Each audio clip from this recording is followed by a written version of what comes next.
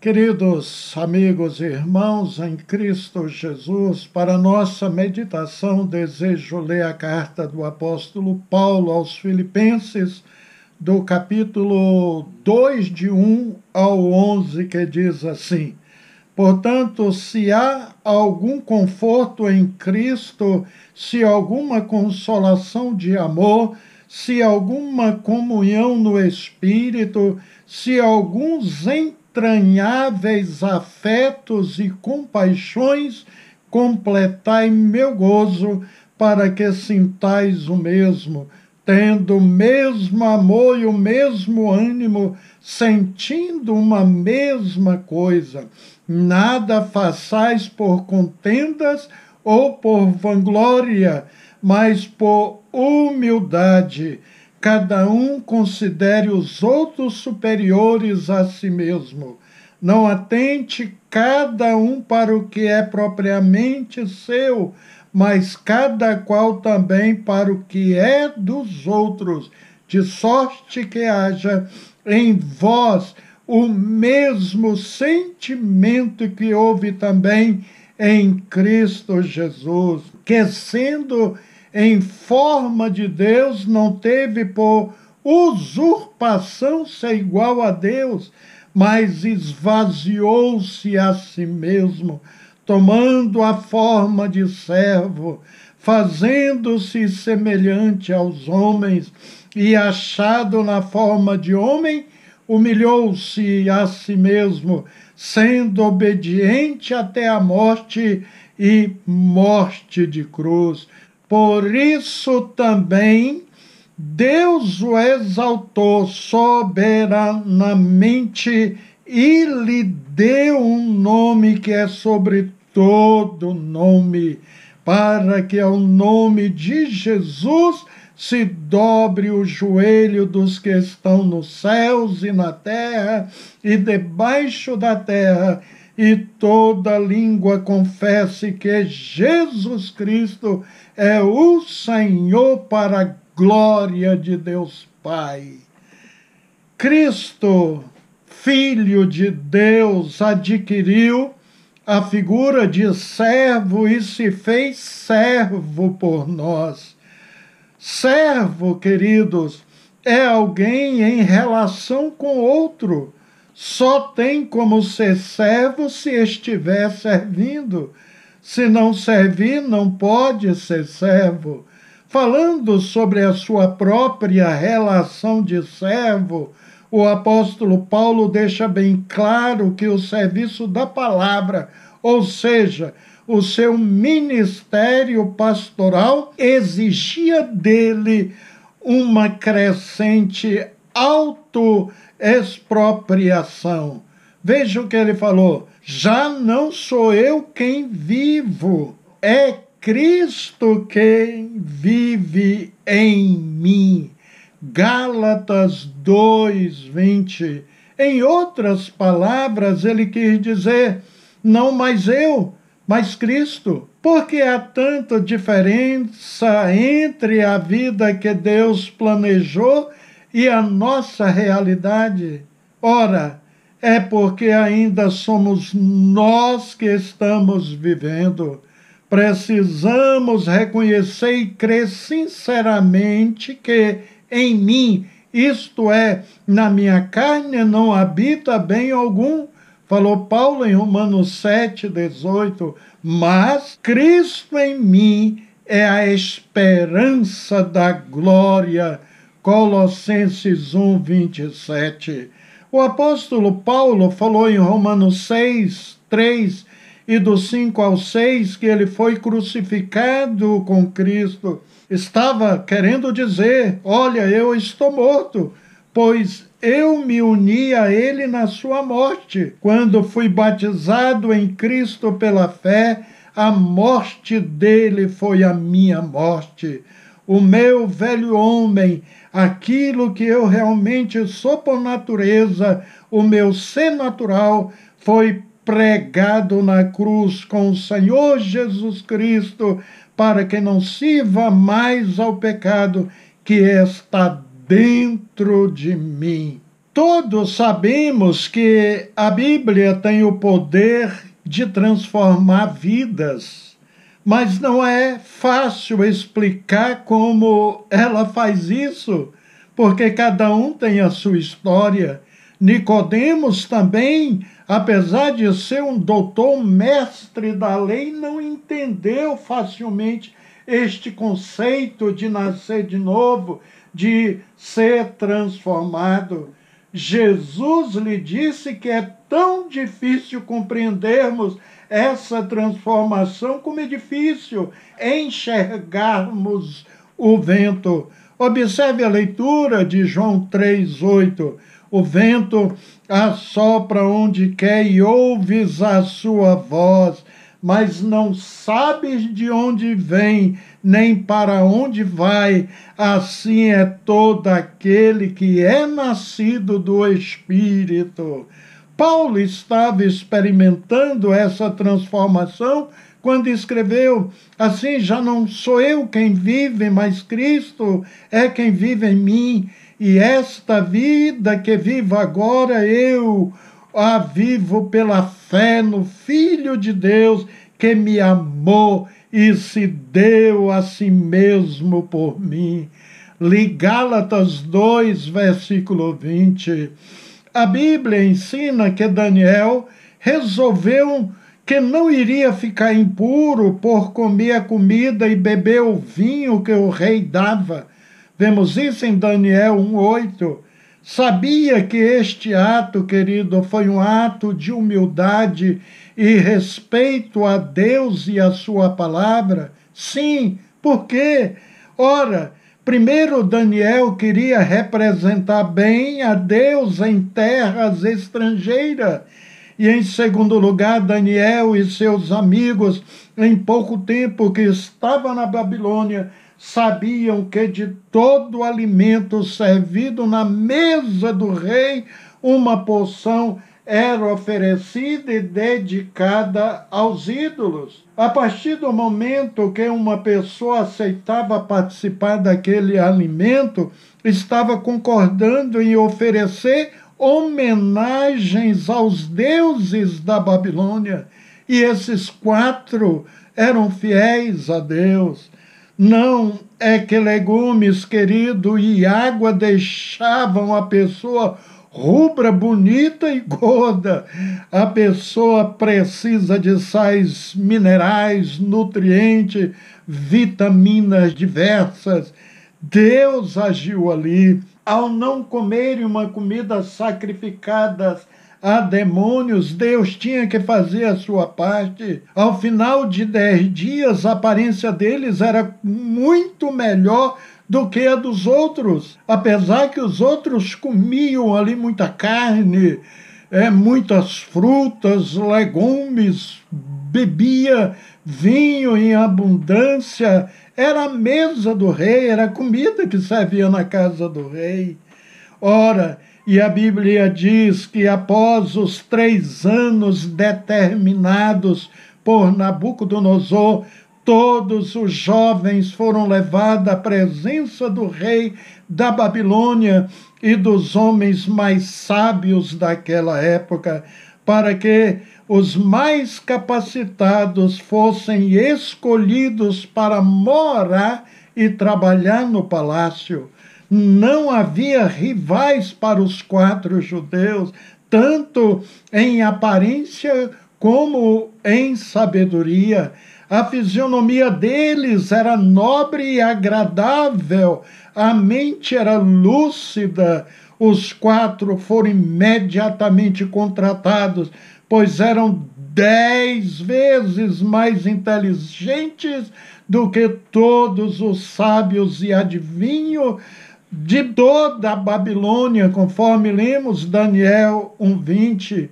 Queridos, 10 vezes mais inteligentes, são palavras do próprio rei Nabucodonosor. O rei deveria ser muito inteligente também, ou ele, na sua corte, tinha professores para fazerem os testes com estes jovens. Deus era com esses jovens, não temos dúvida alguma. Um dia o rei pôde comprovar a fidelidade desses 3 jovens, desses judeus, ao seu Deus. Nabucodonosor disse: eles confiaram em seu Deus, desafiar a ordem do rei, preferindo abrir mão de sua vida e prestar culto e adorar outro Deus que não fosse o seu próprio Deus. Isso ele falou depois que os viu intocáveis dentro da fornalha de fogo, conforme lemos Daniel 3:28. E por essa fidelidade, queridos, o rei baixou até um decreto, um incrível decreto. Observe o versículo 29. Por mim, pois, é feito um decreto pelo qual todo povo e nação e língua que disser blasfêmia contra o Deus de Sadraque, Mesaque e Abdenego seja despedaçado e suas casas sejam feitas em monturo, porquanto não há outro Deus que possa livrar como este. Depois, outro rei, agora o Dario, também fez o mesmo com relação à fidelidade de Daniel. Observe Daniel 6, versículo 25 ao 28. Então o rei Dario escreveu a todos os povos, nações e línguas que moram em toda a terra: a paz vos seja multiplicada. Da minha parte é feito um decreto pelo qual em todo o domínio do meu reino os homens tremam e temam perante o Deus de Daniel, porque ele é o Deus vivo e que permanece para sempre, e o seu reino não se pode destruir, e o seu domínio durará até o fim. Ele salva, livra, opera sinais e maravilhas no céu e na terra. Ele salvou e livrou Daniel do poder dos leões. Este Daniel, pois, prosperou no reinado de Dario e no reinado de Ciro Persa, como lemos na Bíblia.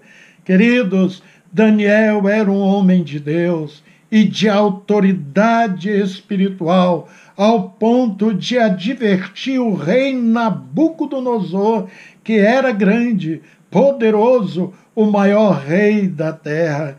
Quando interpretou a visão da árvore, aconselhou ao rei a renunciar seus pecados, a maldade e a praticar justiça, além de ajudar os pobres. Deus poderia até mudar o plano de expulsá-lo diante dos homens.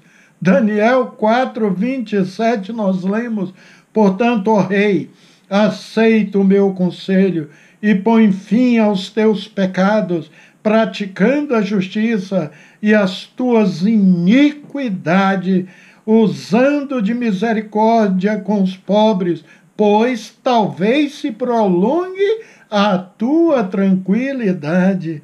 Muita ousadia, determinação, coragem, querido, para colocar o rei ali em uma situação de humilhação, até porque ele era o maior da terra.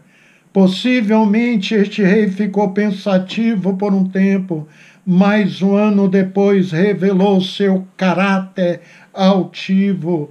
No capítulo 4, do 28 ao 31, nós lemos de Daniel: todas essas coisas vieram sobre o rei Nabucodonosor ao fim de 12 meses, quando passeava no palácio real de Babilônia. Falou o rei dizendo: não é esta a grande Babilônia que eu edifiquei para a casa real com a força do meu poder e para a glória da minha magnificência? Ainda estava a palavra na boca do rei, quando caiu uma voz do céu: a ti se diz, ó rei Nabucodonosor, passou de ti o reino.